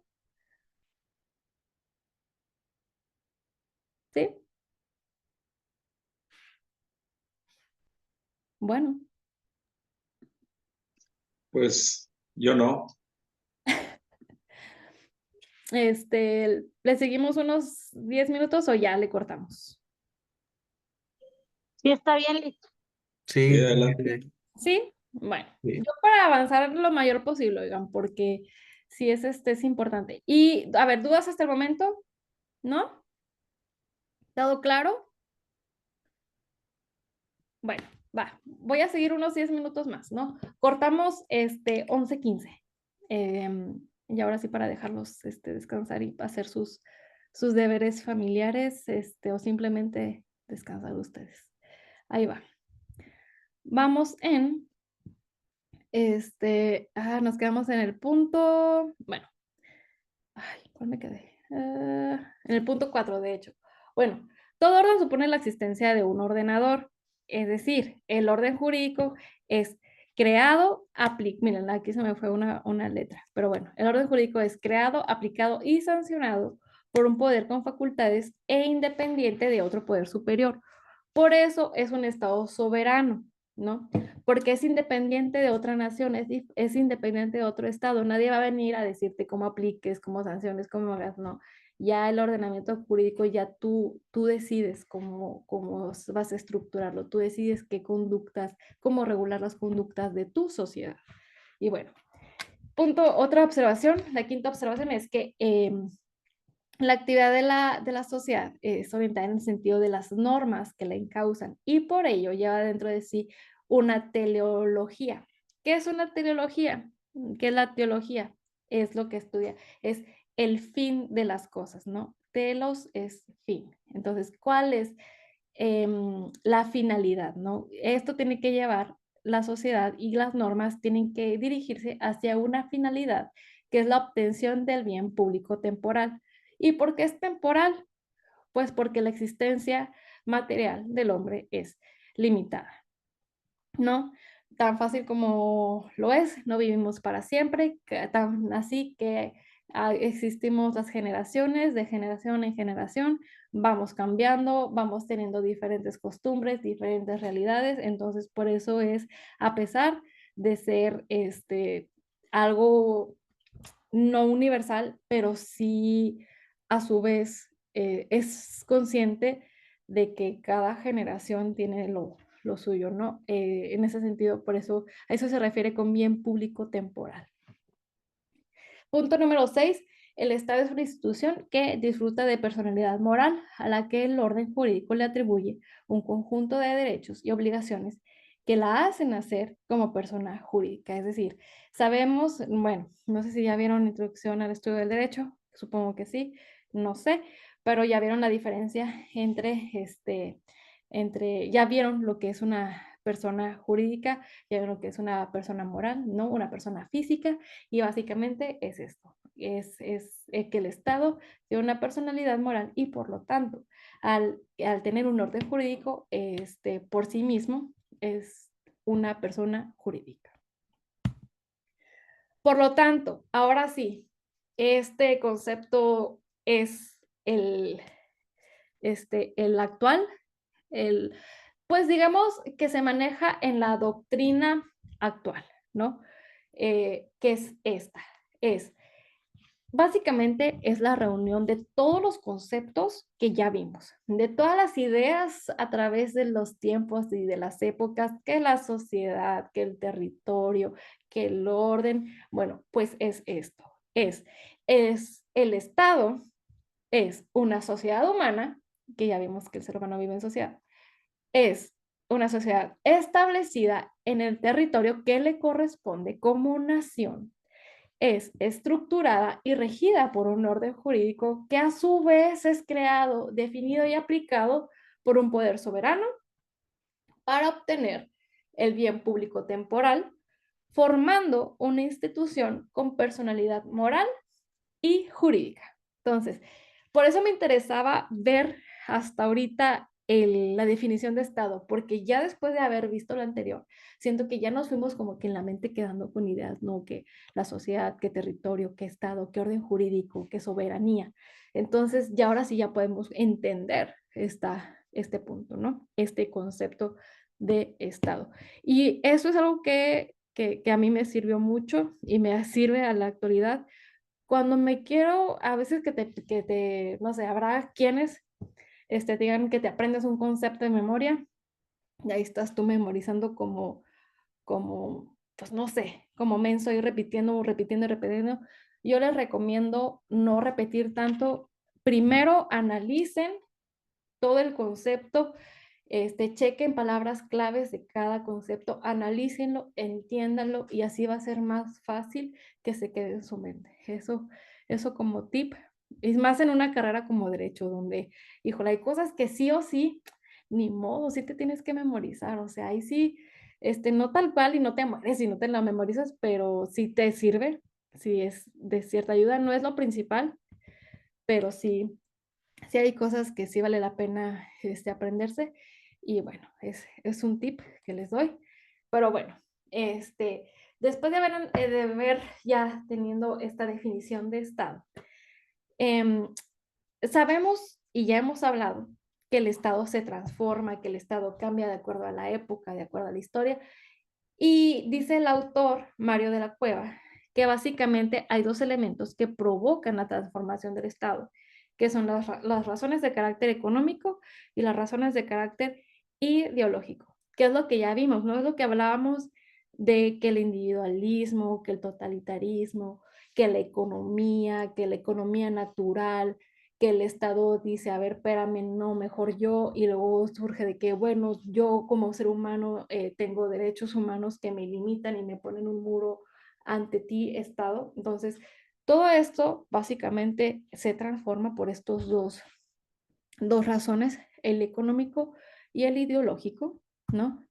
Y bueno, para esto, una vez ya determinado lo anterior, hay varias disciplinas políticas que son fundamentales para entender la teoría del Estado, ¿no? Esto sí es como que, la política no, la teoría del Estado no se encarga de estudiar la política como tal, porque para eso existe la teoría política, pero no es ajeno a ello. ¿Por qué? Porque finalmente es una organización política. Esto es más para entender la teoría general del Estado. Entonces, para eso nos va a servir las disciplinas políticas fundamentales para entender la teoría general del Estado. Y bueno, el Estado es una realidad política, ¿no? Ya sabemos, ya hemos hablado mucho de eso.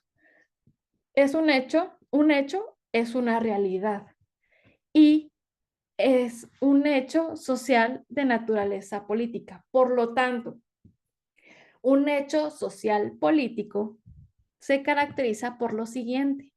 Uno, tener en su base una comunidad humana formada para la obtención del bien común, es decir, el bien público temporal que está en el concepto de Estado. Y se caracteriza también por la presencia de un fenómeno de poder, es decir, por gobernantes y gobernados, ¿no? Y bueno, los problemas a los que da lugar el estudio de los hechos políticos dan origen a una serie de disciplinas políticas. Se califica todo lo relativo al conocimiento y a la actividad del hombre asociado para obtener el bien común, ¿no? ¿Qué es lo que el ser humano hace para obtener este famoso bien público temporal, ¿no? Y bueno, esto hace que el término político como tal tenga una doble variante, es decir, dos formas de entenderse.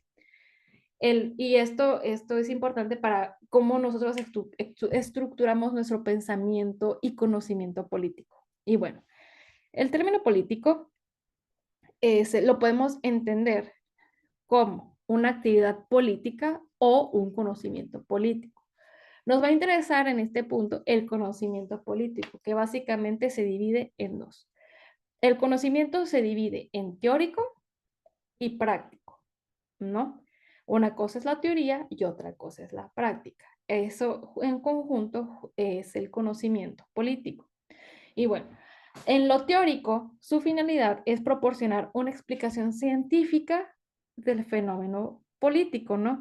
Ahora sí que, hacer como que bueno, ok, yo me voy a poner, eh, no sé, a ordenar las ideas que yo tengo, estructurarlas y poder llegar yo mismo a mis conclusiones acerca de la política teórica. Y la política práctica es el arte del gobierno desarrollado por gobernantes y gobernados. Y ahora sí, pues ahora sí que la práctica, ¿no? La actividad como tal. Ok, las disciplinas políticas fundamentales que nos pide analizar el temario de esta materia. Bueno, pues como el fenómeno político es muy amplio, el conocimiento de este fenómeno político se divide en disciplinas políticas fundamentales, que son las que nos interesan aquí, ¿no? Que es la filosofía política, que ya vimos, es todo lo que ya hemos visto, básicamente, que trata de llegar al conocimiento de la esencia misma de los hechos políticos. Investiga las causas, por qué sucede, cuál es el origen de todo esto, cuáles son mis conclusiones al respecto. Y otra disciplina fundamental de la política es la historia política, ¿no? Que es un saber teórico que parte de los datos de la experiencia. La tercera disciplina de la política fundamental es la ciencia filosófico-histórica de la política o bien ciencia crítica del Estado, que esta procura explicar las causas de los fenómenos políticos realizando una crítica de los datos proporcionados por la historia. Esto es una mezcla, ¿no? Ahora sí que esto es ya como que una crítica a todo lo que yo ya observé, a todo lo que ha sucedido a lo largo de la historia y una crítica que me permite entender la realidad. Básicamente es esto, que es lo que hemos hecho durante toda esta clase de manera inconsciente. Y ahora, por último, un mapa conceptual de estas disciplinas. Esto lo puse para que entiendan un poquito visualmente cómo está estructurado, ¿no? Tenemos el fenómeno político, tenemos el fenómeno político, que ya vimos que se dividen en disciplinas políticas fundamentales, disciplinas políticas especiales y disciplinas políticas auxiliares. Las que nos interesan son estas, las que ya les mencioné, las fundamentales, que ya vimos, que es la filosofía política y la historia política, ¿no? Ya vimos que es práctico y teórico. Y bueno, la filosofía política básicamente tiene sus propias materias, que es la epistemología, que es el origen, ¿no? El origen de por qué las cosas, la teoría del ser, la ética política incluso, la ciencia filosófico-histórica de la política, que ya vimos, la crítica, y la historia política, que básicamente es de los hechos políticos y de las ideas políticas, ¿no? Y bueno, hasta aquí le vamos a dejar la clase de hoy, chavos. Espero que alguna duda, pregunta, comentario. Nada. Para cerrar. Pues yo nada más así rapidito, ¿verdad? Pues me gustó la última base, que es la ciencia filosófica, histórico-política o ciencia crítica del Estado, porque pues prácticamente abarca las otras dos y lo vemos porque hoy los factores ideológicos y los factores económicos vuelven a ser la base de los cambios de Estado o de la concepción de Estado que surge. Ahorita me acordaba, por ejemplo, del genocidio en Palestina, de la función del derecho internacional respecto a la Corte Penal Internacional, sobre los genocidas, ¿verdad? Que no han sido juzgados, de cómo decía Adam Smith en La riqueza de las naciones, la mano invisible sigue moviendo, el factor económico sigue moviendo el poder y vemos los factores ideológicos, la Agenda 2030 en educación. Me estaba acordando también de la guerra ahorita ruso-ucraniana y todas esas cuestiones, ¿verdad? Que hacen que se reafirme lo que es el Estado realmente, lo que usted nos acaba de decir muy magistralmente respecto la organización política y la soberanía. Y ya en cuanto a materia de derecho internacional, pues ahí no hay una institución o una corte que efectivamente iguale a toda la humanidad y por eso sigue habiendo toda esta descomposición o caos en el mundo y que pues siempre va a existir. Al final de cuentas, la escuela económica, el pensamiento económico de la escuela liberal, la explotación del hombre por el hombre, dejar de hacer pasar, dejar de hacer, dejar pasar. Y me falta un otro lema que tenía por ahí. Bueno, el darwinismo económico prácticamente es lo que sigue rigiendo como ley natural en donde se supone que debemos existir en un mundo de respeto a la soberanía y de respeto al Estado de Derecho y de respeto lo que vela el Estado, ¿verdad? Que son los derechos humanos y seguimos en un retroceso. Me voy ahí con la historia política porque sigue habiendo totalitarismos y todo eso. Ahora, entonces, me gustó mucho la clase, me hizo recapacitar respecto a mi propio concepto de lo que es el Estado en la actualidad, ¿verdad? Y su función y sobre todo que como futuros abogados lo que debemos velar, ¿verdad? En base a este conocimiento que estamos adquiriendo el día de hoy. Sí, claro, muchas gracias. Qué bueno que, de hecho, precisamente es lo que me interesa, que queden como que con la reflexión, ¿no? Finalmente es eso, la reflexión y para eso que nos ayuda a entender qué es lo que estamos viviendo actualmente, ¿no? Y en la medida en la que entendemos lo que vivimos es la manera en la que nosotros nos podemos ya desarrollar en el ámbito profesional, que es para lo que ustedes están estudiando finalmente. Maestra, y una preocupación más, ¿verdad? Sobre la función del Estado, sobre lo que hablaba de Maquiavelo y el otro. Odín. Sí, sobre que no hay que concentrar el poder en una sola persona. Y, y vemos cómo en la actualidad en nuestro país, ¿verdad? De manera inconsciente que hay división de poderes, la falta de cultura del pueblo, y vuelvo a esos dilemas de Platón y Aristóteles, ¿quién debe gobernar? Hoy me pregunto, ¿quiénes deben votar? Aunque suene muy clasista, pero no, ¿verdad? ¿Quiénes deben tener ese derecho a voto realmente? Porque se le dio la mayoría a un partido y ahorita, aunque soy afín en algunas cuestiones, pero no borrego, ¿verdad? Yo mismo manejo la autocrítica, se está volviendo peligroso esto, el haberle otorgado los poderes, el poder legislativo, el Senado, bueno, las cámaras, hombre, el ejecutivo y luego ahorita con el poder judicial ya no están pensando a largo plazo. Yo me pregunto, digo, a lo mejor ahorita hay soberanistas y todo eso, pero el día de mañana que llegue un canijo, más totalitario, pues prácticamente ya se le tendieron las bases, ¿verdad? Constitucionales pues para un retroceso histórico, ¿verdad? Entonces, muy buena clase, me sacudió, me puso a pensar demasiado más.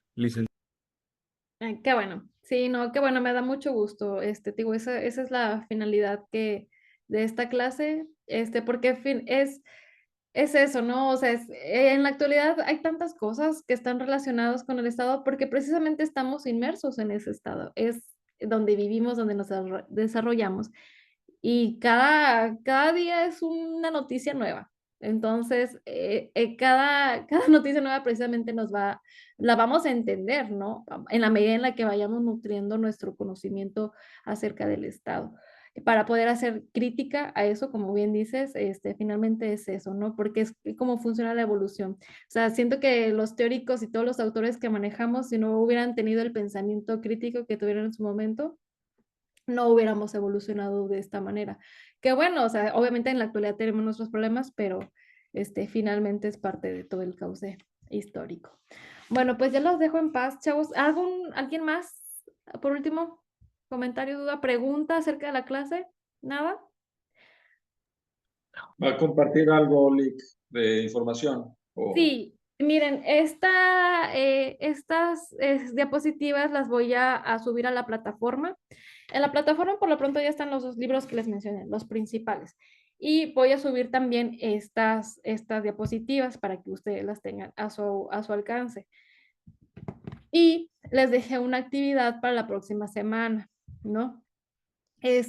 No se me asusten, no se apaniquen, es una línea del tiempo de lo que ya hemos visto. Digo, o sea, no tiene que ser la super wow, con un chorro de cositas y todo. O sea, siento que aunque me pongan, ahí les puse las especificaciones en la plataforma de la tarea. Lo que me importa a mí con esto y por lo que lo pongo, no quiero poner tareas mensas que nomás por hacer, ¿no?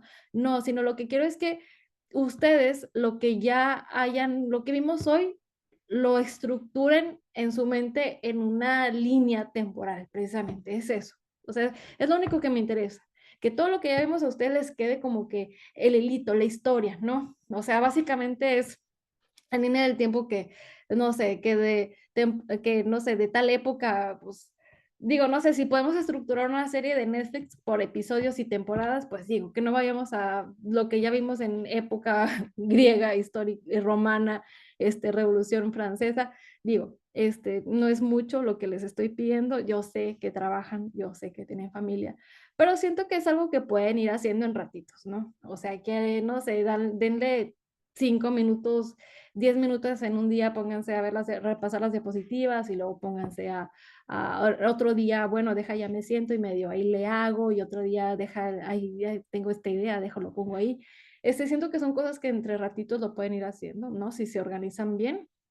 Y finalmente, pues digo, entiendo que tengan vida privada, entiendo que trabajen, pero también entiendo que son estudiantes de una licenciatura, de una carrera, y pues eso también conlleva actividades. Y además, como es en línea, chavos, a mí, la manera en la que tenemos todos los maestros de saber y que están aquí con nosotros en la carrera, precisamente es con este tipo de actividades. Es la manera en la que nosotros tenemos como que de saber que están aquí con nosotros, ¿no? Que están llevando las clases, que están viendo las grabaciones en línea, al menos, ¿no? Los que no se pudieron conectar, los que sí, qué bueno, y de preferencia sí conéctense cuando puedan, porque es más fácil la interacción y créanme que se les queda mejor la información. Entiendo si un día pueden, sí otro, ¿no? Pero sí traten de hacer en la medida de lo posible porque es una carrera, una licenciatura lo que están estudiando. No es ni un curso, no es ni un seminario, no es una capacitación, es una licenciatura. Y si tómense en serio esto, ¿no? Van a ser abogados, van a ser licenciados en Derecho, ¿no? Y sí, tómense en ese sentido en serio. Les digo, la actividad no es la gran cosa tampoco, no creo que les lleve demasiado tiempo. Entonces, ahí está en la plataforma. Cualquier duda, ahí está la plataforma. Ahí me pueden dejar un mensaje. Y para cualquier cosa también, ¿no? Que sabes qué, es que hoy salí súper mega tarde del trabajo, de plano, no pude, no sé, mi perro se enfermó y lo tuve que llevar al veterinario y se me fue todo el día ahí. O sea, cualquier cosa, digo, entiendo. Nomás sí avísenme, sí, en la plataforma sí pongan todo, sí, por favor, sí les pido que traten de que haya esa comunicación, ¿no? Para yo entender a ustedes y poder decir, bueno, para efectos de la calificación, sobre todo. Y bueno, pues nos vemos el próximo miércoles. Que tengan bonita semana, bonito fin de semana. Échenle ganas. Ya casi vienen vacaciones de diciembre, entonces ya, este semestre ya se fue, ¿vale? Descansen, que tengan bonito resto de semana.